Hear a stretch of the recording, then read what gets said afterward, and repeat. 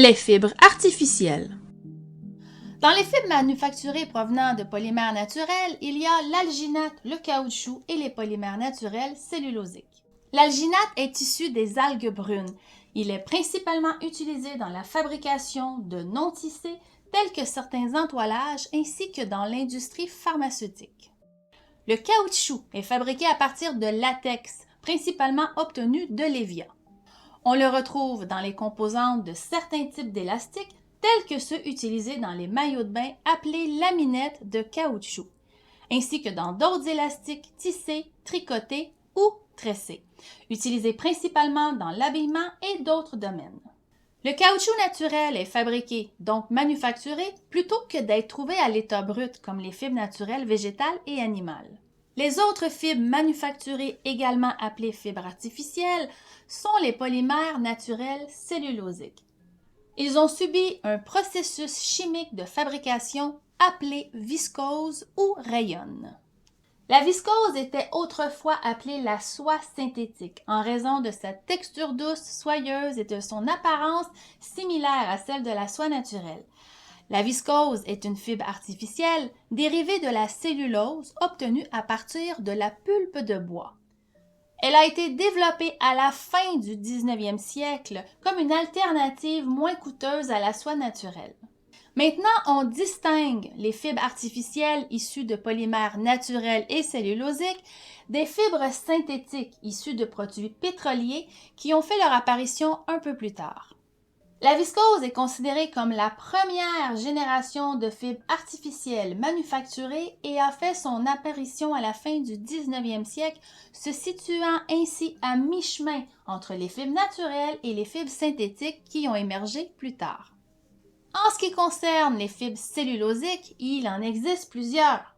Les fibres les plus recommandées aujourd'hui au 21e siècle pour les sous-vêtements de confort ou les vêtements de nuit sont le modal, le lyocell et la rayon ou viscose de bambou. Pour obtenir une texture douce et fluide, ces fibres naturelles et cellulosiques sont transformées en viscose ou en rayon à partir de pulpes de bois ou de plantes herbacées. Le modal est fabriqué à partir de bois de hêtre. Le lyocell à partir d'eucalyptus et la fibre de bambou provient directement du bambou lui-même. Ces trois fibres ont des procédés légèrement différents.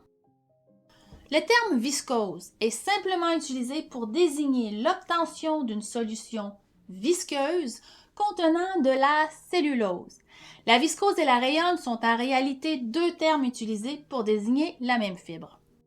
La différence réside dans le fait que la fibrane est une viscose à fibre courte, tandis que la rayon est une viscose à fibre longue.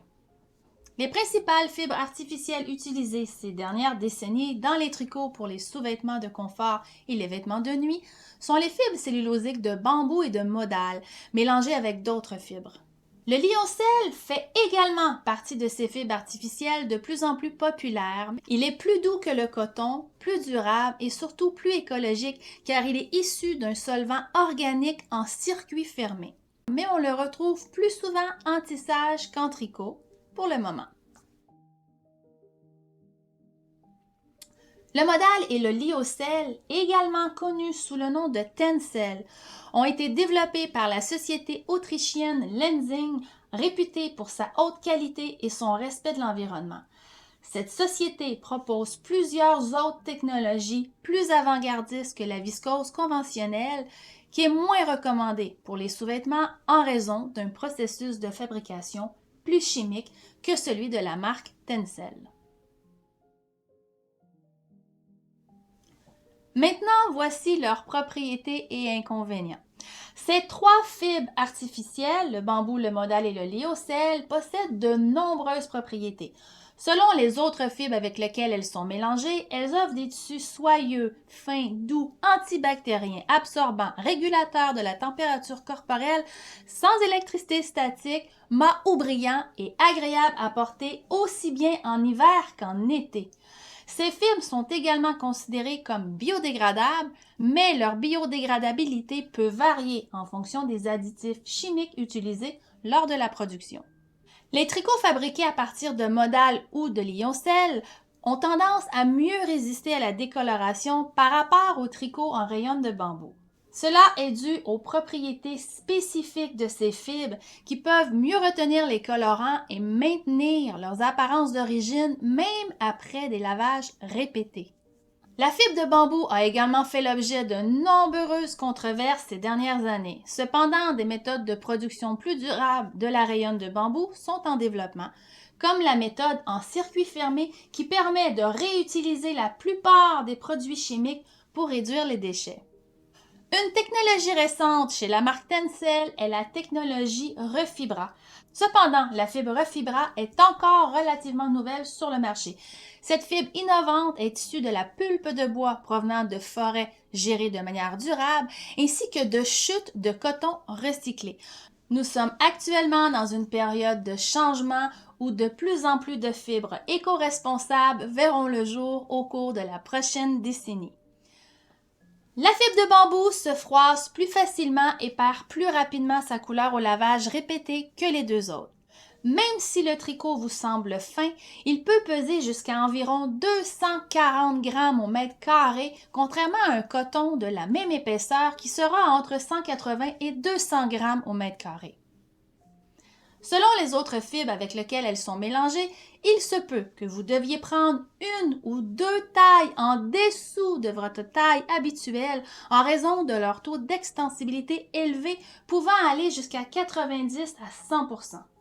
D'où l'importance d'utiliser un tissu selon les recommandations ou de choisir une autre taille en fonction de l'extensibilité.